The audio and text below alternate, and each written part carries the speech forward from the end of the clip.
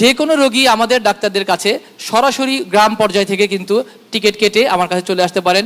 এটা সরাসরি টিকিট কাটতে পারেন, অনলাইন টিকিট কেটেও কিন্তু। আমার একটা প্রশ্ন আপনার কাছে, এই যে বললেন সরাসরি এই 700 রোগী, 2 দিনে প্রায় 700-750 রোগী। স্যার 700 রোগীর মধ্যে হয়তো দেখা যাবে অন্তত half of them were from outside Dhaka, তাই না?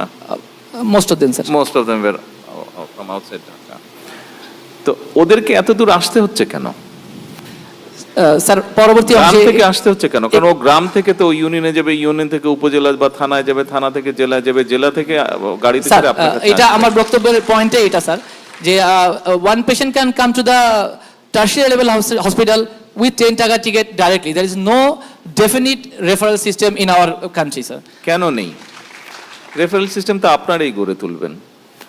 স্যার আপনার নেতৃত্বে আসলে আশা করছি আপনি যদি একটা আমাদের নির্দেশনা দেন, আমাদের স্বাস্থ্য মন্ত্রণালয়ের মন্ত্রী এবং ডিজি মহোদয়দের সদিচ্ছা থাকলে আমরা এটা গ্রহণ করতে পারবো স্যার। আপনি গত কয়েকদিনের নিউজ যদি ফলো করে থাকেন, গত 1-1.5 মাসের নিউজ ফলো করে থাকেন, আমরা কিন্তু সেভাবেই চেষ্টা করছি।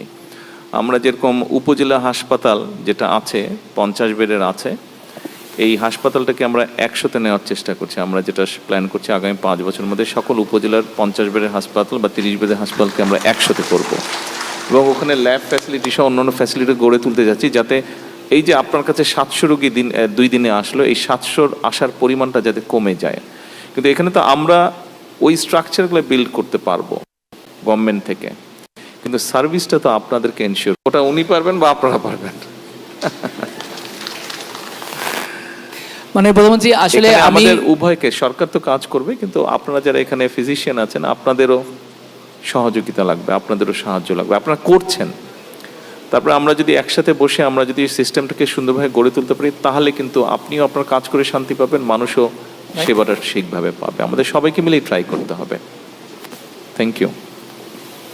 আর কিছু বলবেন? মানে প্রথমে 30 সেকেন্ড বলি।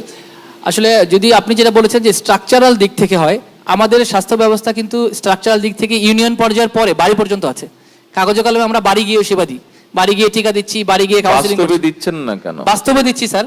তাহলে 700 রোগী আসছে কেন? কিন্তু স্যার আমাদের ওই সরাসরি হাসপাতালগুলো যে সরকারি আমাদের জেলা পর্যায়ের বিশেষ করে হাসপাতালগুলো, সেই হাসপাতালগুলো আমাদের আরেকটু স্ট্রেন্থেনিং প্রয়োজন বলে মনে করি স্যার। অবশ্যই প্রয়োজন, অবশ্যই।